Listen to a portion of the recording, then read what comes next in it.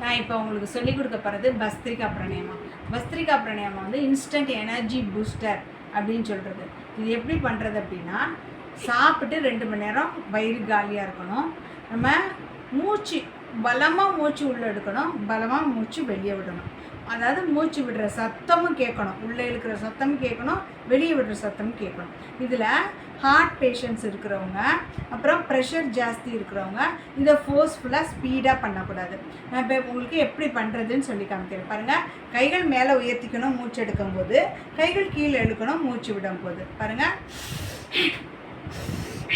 அப்படியே ஒரு ஷட்டர் பிடிச்சி இழுக்கிற மாதிரி ஃபோர்ஸ்ஃபுல்லாக நல்ல ஒரு ஷேக் இருக்கணும். அதாவது அந்த வைப்ரேஷன் ஃபீல் பண்ணணும் நீங்கள். சரியா? இதே மாதிரி 20 கவுண்ட்ஸ் பண்ணணும்.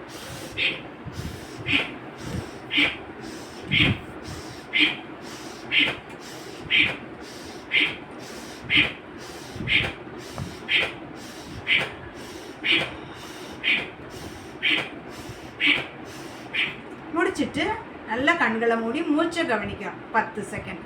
அவ்வளோதான். இதே மாதிரி 3 ரவுண்டு பண்ணணும். இதுக்கு பேர் இன்ஸ்டன்ட் எனர்ஜி பூஸ்டர் பஸ்திரிகா.